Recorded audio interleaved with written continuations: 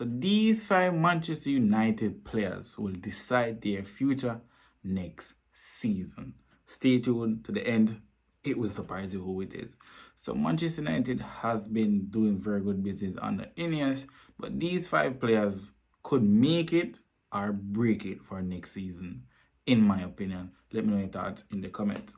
So number 1 on the list is Rasmus Højlund. We signed Rasmus Højlund on a high amount of money from Atalanta. Supposed to be 75 million euros or 72 million euros. We signed Rasmus Højlund. His first season was a bit of a roller coaster. He went on to create a Premier League record, scoring 6 consecutive games, win the Premier League Player of February, if I'm not wrong, or January, and then went on a long drought before the end of the season, score against Brighton. Last season was non-existent, 4 Premier League goals, 2 assists, so his performance was worth less.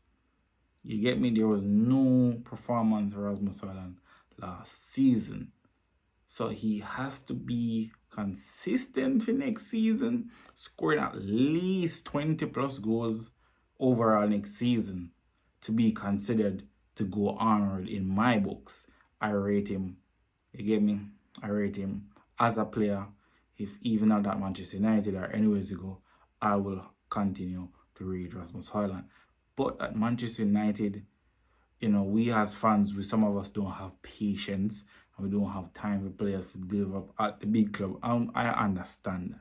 But if he does not come consistent in next season, he has to go.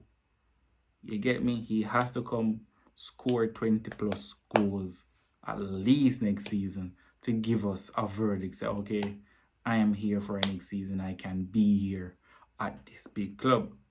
You get me? The bad thing that can happen, he maybe get injured out for a while, going on a next long goal drought, and it's the same cycle from last season, and we have to go move on from that.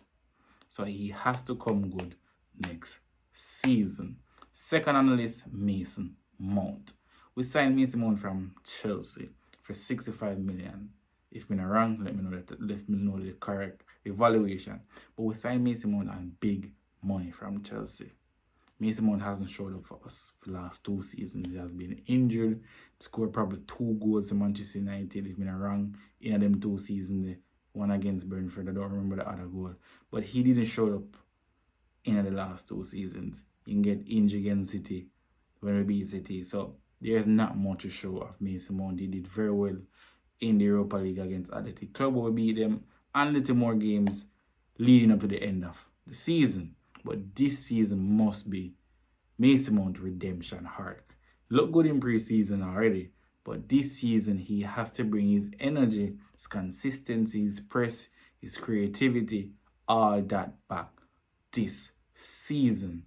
I am certain that he has to bring it back next season. We spend a lot of money and we still not get value for money from Mount. Mount can be a very good player for Manchester United if he stay injury free.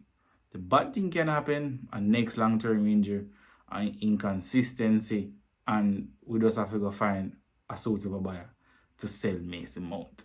But next season he has to come good. As I say, I already look good in pre-season, already look good, so next season has to be Mason Mount season.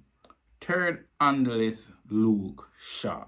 Luke Shaw been at Manchester United for 12 years. 12 or 11 years. He's probably the longest serving player at Manchester United now. And he has to come good next season too.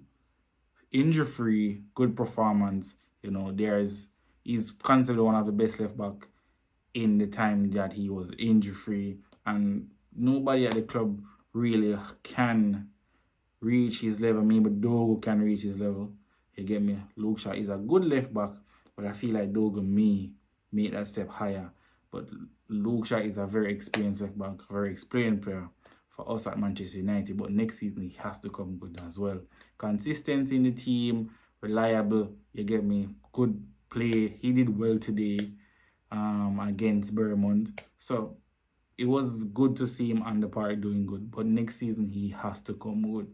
The bad thing can happen, he get injured again, out for a long period of time, and we just have to just cut him slack and just let him go.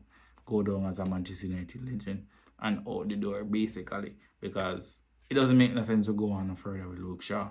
We respect him, we love him, move on. Fourth on the list, maybe a shocking one, Andre Onana. Andre Onana. We sell David De Gea to buy Andre Onana because Ten Hag wanted to play out from the back, and Andre Onana was a very good ball player, goalkeeper with his feet. You get me? At Inter, he had that. Came to Manchester United, make some horrendous errors, mistake that lead to goal, all kind of things Andre Onana has done for Manchester United for the last 2 years. If we could get the Inter Onana back at Manchester United, confident, big save, playing out of the back confidently, making good reaction. If we could get that Onana, we'd be good for next season. We will be good for next season. But if we don't get that Onana, he has to go next summer. If we don't get that Onana, he has to go. And last on the list, Lisandro Martinez. Yes, he's a shocking one. Martinez has picked up 2 ACL in the last 2 seasons, and we kind of miss him a lot. In that this back no system, back 3, he's very good for that left side. The centre back is aggression, his passion, his composure on the ball, his willingness to play out from the back, his confidence. We missed that from Lisandro Martinez in this back 3 system. But if next season pick up a next injury, it's best that we just sell Lisandro. I love him, I love the Argentine. Very, very passionate about the team, very good leader as well.